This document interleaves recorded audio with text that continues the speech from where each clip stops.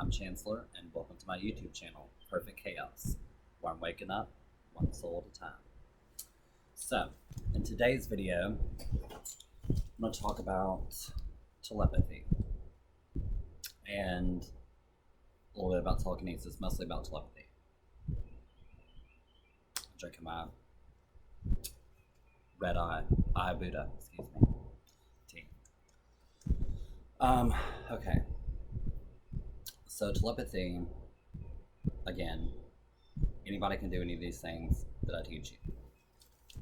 Telepathy is basically just sending thoughts, receiving thoughts, but it's emotionally, it's subconscious, it's more pictures, feeling, it's emotion. You're sending energy. Like I said, everything's energy. So energy, emotion is emotion. Exactly. So telepaths, and it'd be a lot easier to empaths will be better at this because they feel so much. So to be a telepath, it's basically just sending a feeling more or less than a message, because it is a message, but it's like, for instance, getting somebody to call you. So if you want somebody to call you, you just get the feeling in there, but you don't want to have too much toward someone, because again, you don't want to manipulate anybody. You can, but that's not what I'm here to teach you. If you do, it's a whole reflection thing. It's gonna come back. But when you're doing it too much and too hard and thinking about this person and putting too much feeling into it, you build a resistance. So when you build a resistance to it, it's just totally blocking it completely. So if you want somebody to call you, for this as an example, if you want somebody to call you, then what you do is you think of that person, get the feeling in there, and then you think of another situation of you returning a call to somebody, or them kind of returning a call to you. It's more like you responding to the situation so they can match up with that energy. It's all energy. So if you have your tortial fields that's around you, then you have these other energy fields, then you have another energy field to be out there. And anytime that you are in contact with someone personally or anything like that, then your energy fields are kind of tethered, so to speak. So once that happens, it's a link. You're already linked with their energy. So you just feel what you want to happen then, because what it is, telepathy is really just two people linking energy, having the same thought at the same time. People do it all the time, every day, all the time. That's telepathy. That's all it is. It's more of emotion and a feeling rather than, hey, call me at 10 o'clock, blah, blah, blah. It's not like that. It's not a message like that. It's just a feeling that someone gets and they're like, oh, I need to call this person. That's telepathy. It's a feeling, it's an emotion that you get that two people are linking up with, and that's how they call you. It's not a message like you think. So, and again, probably the best, easiest way to do this is during meditation, because everything is inward. Go inside of yourself, clearing the ego mind, because the ego is going to get in your way of being a telepath. So remember that. And same kind of thing with telekinesis. Telekinesis is moving, things with your mind. So in telekinesis, it's a little harder, and all these that take practice. So telekinesis is basically start with something small and focus on it. Because remember, it's kind of like in the Matrix. Pretend this is a spoon. It's like, the spoon's not real. The spoon's not even here. It's an illusion. So with that in mind, and remember now, everything is energy. So if you take something small, like this, get it in your mind, focus, get into a meditative state. Just imagine an energy field around it, where you can see all the little molecules and neutrons, everything running through,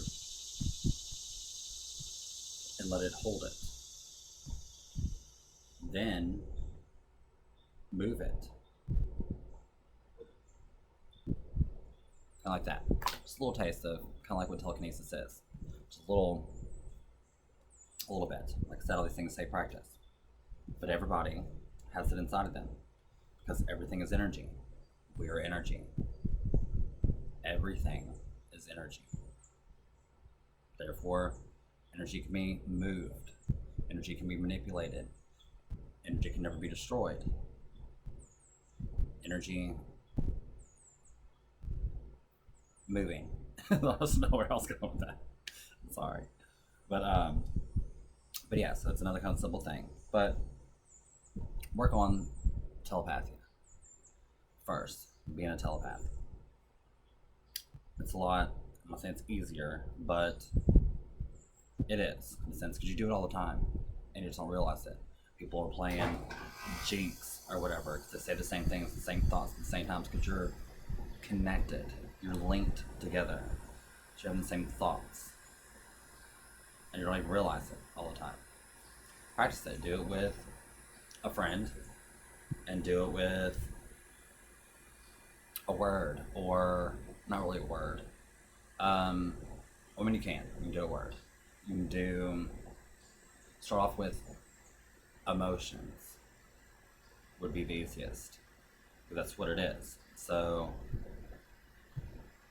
are you feeling happy? Are you feeling angry? Are you feeling sad?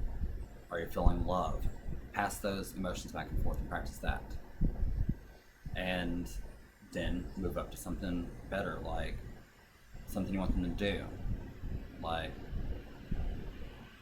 do numbers or do someone calling.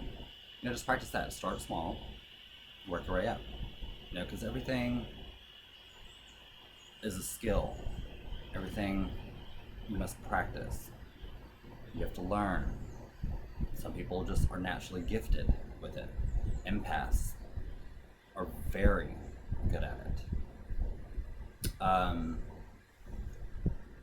But again, you don't want to manipulate anyone, so be mindful of what you do and how you do it. So, and there's many other forms of psychic abilities, if you want to call them that. And telepathy will also go into a lot with mediumship. I would say it does, because I don't know for sure. I gotta say that because I'm not a medium. But to me, mediumship is almost kind of the same thing, almost a telepathic message. It's a feeling comes from one, but it's also a knowing. You have to get your ego out of the way and know the message that is coming through. So, and I will soon be having a medium on here talking about mediumship. I'm also going to have a shaman that I'm going to have on here speaking to you about shamanism. I have a lot of interviews coming up with different people, and it's going to be fun, so be sure to tune in to watch that. And I may try to do them live so people can ask questions, I'm gonna try to figure that out on here. Yeah, I got color all over, uh, everywhere. These purple hands. But yeah. So I'm gonna have lots of people interviewing, talking about different skills, professions that they do, and it's gonna be great. You know, shamans are the walkers between worlds, the healers. I'll have some Reiki masters on here too.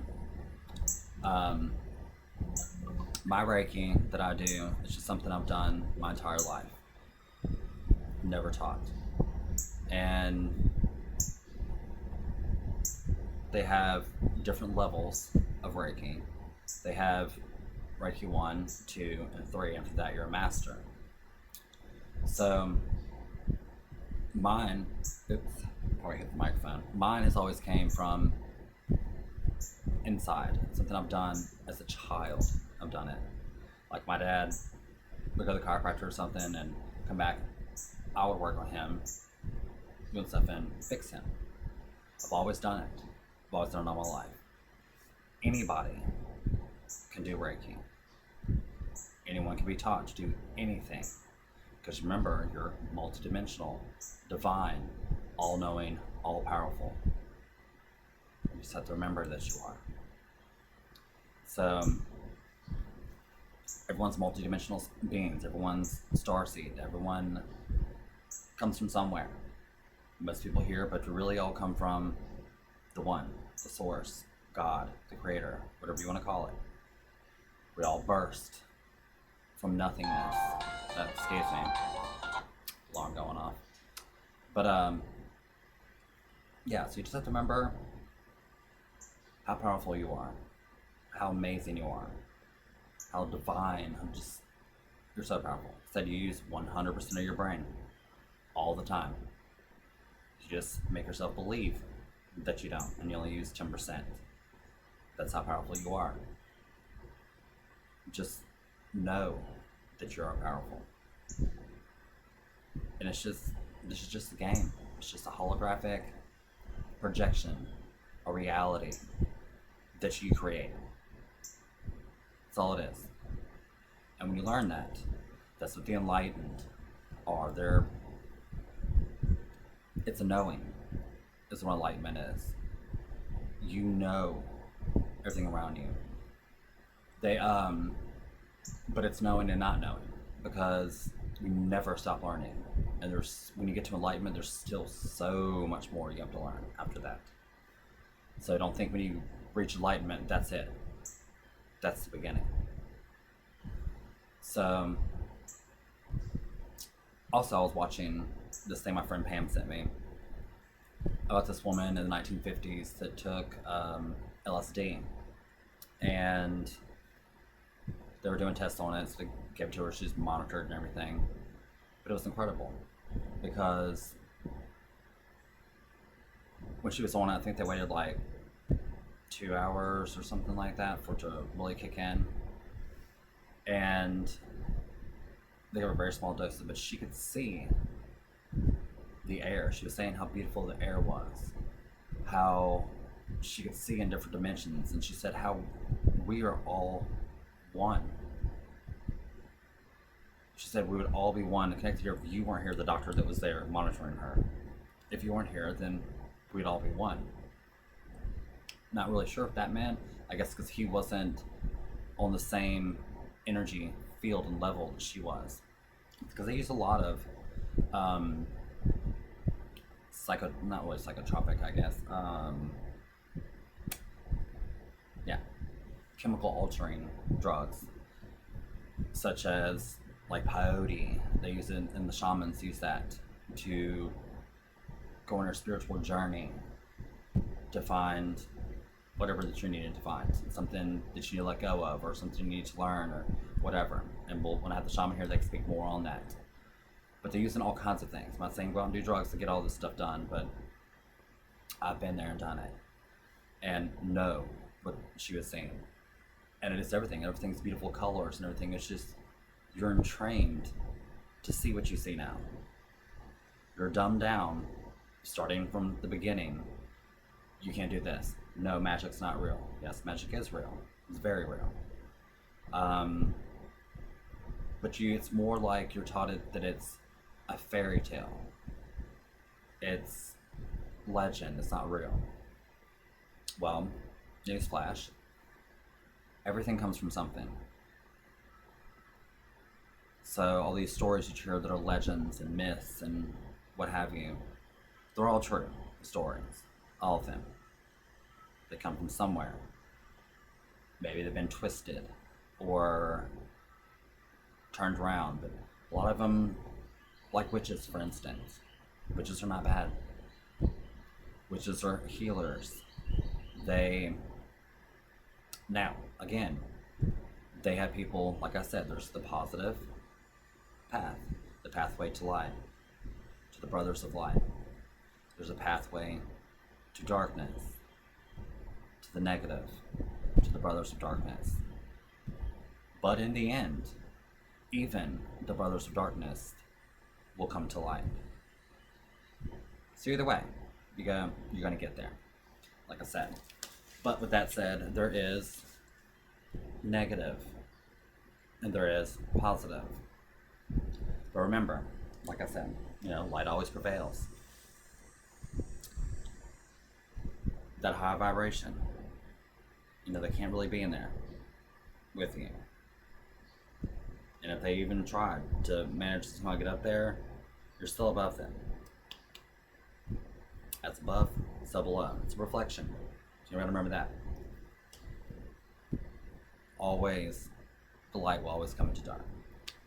So, remember that too. But anyway, so if you want any more, to me to speak more on this or make another video about it, about telepaths, or how to be telepathic, or anything, just let me know. I'll be more than happy to do video. Just kind of touching base on things still, going here and there. And I hope that everyone's meditating. It's important. So I'm thinking about doing, I think I'm gonna go in like a 5-day fast right now, because a lot of it has to do with things that I'm searching for, things that I'm learning, and especially in the Emerald Tablets, to astral project, hopefully to a mentee, to go learn, and I'm gonna work on that. So, but a lot of the things in there says you have to fast. So that's what I'm gonna do.